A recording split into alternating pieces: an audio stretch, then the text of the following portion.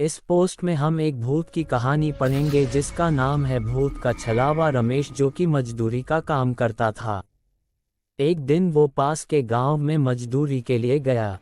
काम खत्म होने के बाद वो शाम के समय अपने घर के लिए चल दिया। पर उस दिन अचानक से बारिश होने के कारण रमेश कुछ देर उसी गांव में रुक गया। फिर जब बारिश बंद हुई तो रमेश वापस अपने घर की तरफ चल दिया, मगर तब तक अंधेरा हो चुका था।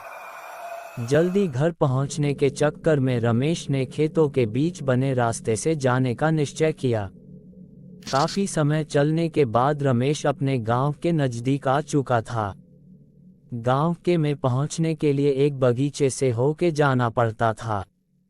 जैसे ही रमेश उस बगीचे में पहुंचा, वैसे ही उसे एक बच्चे के रोने की आवाज़ सुनाई दी। रमेश से सोचा, इतनी रात को इस बगीचे में बच्चा कैसे आ सकता है। उसने बच्चे को ढूंढने के लिए इधर उधर देखा पर कोई नहीं दिखा। तब उसे ख्याल आया कि हो सकता है कोई औरत किसी काम से बगीचे में अपने बच्चे को साथ लेके आई होगी, इसलिए वो अपने घर की तरफ चल दिया। पर जैसे जैसे वो आगे बढ़ते जा रहा था, बच्चे के रोने की आवाज़ उसे और जोरों से सुनाई देने लगी। रमेश ने फिर सोचा, हो सकता है वो औरत किसी परेशानी में फंस गई होगी, मुझे मदद करनी चाहिए। फिर जिधर से आवाज़ आ रही थी रमेश उधर ही जाने लगा। कुछ दूर पहुंच के उसने देखा एक 6-7 महीने का बच्चा एक पेड़ के नीचे लेटा हुआ है और वही रो रहा है।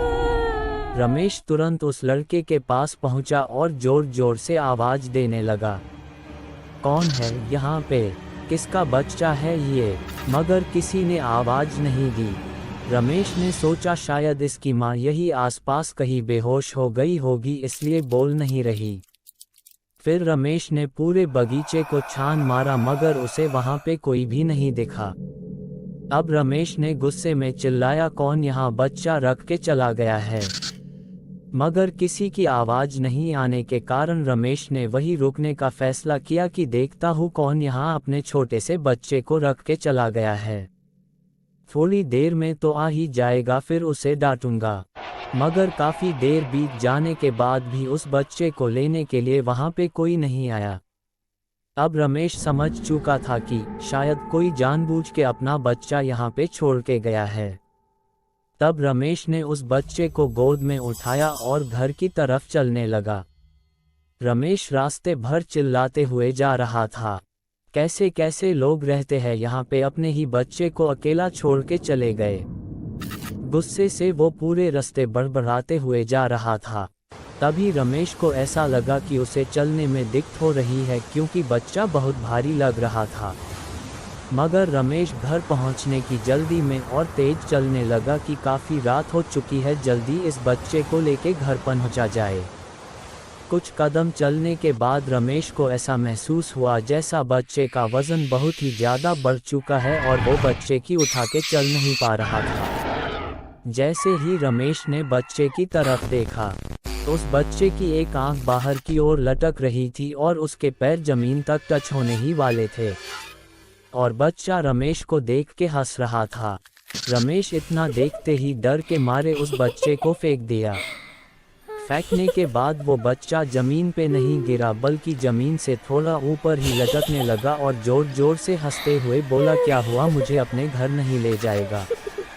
तू पूछ रहा था ना कि मैं किसका बच्चा हुआ, थोड़ा देर और गोद में रखता तब तुझे बताता किसका बच्चा हुआ मैं। इतना सुनते ही रमेश वहां से तुरंत भागने लगा और अपने घर पहुंचा। मगर उसने ये बात किसी को नहीं बताई ताकि घर वाले भी न डर जाए। जैसे तैसे उसने खाना खाया और सोने लगा। अभी रमेश को हल्की नींद लगी ही थी कि फिर घर के बाहर से उस बच्चे के रोने की आवाज़ आने लगी। रमेश ने डर के मारे उठ गया। धीरे धीरे वो आवाज़ और तेज होने लगी। उसने बाहर आके देखा तो वो बच्चा उसके अंगन में खड़ा हुआ था। जैसे ही उसने रमेश को देखा, वो हंसते हुए कहने लगा, मुझे गोद में उठाओ ना। उसने अपने घर वालों को जगाया और सबको उस घटना के बारे में बताया।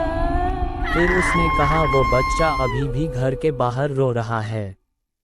मगर बच्चे के रोने की आवाज़ किसी को सुनाई नहीं दे रही थी, वो आवाज़ बस रमेश को ही आ रही थी।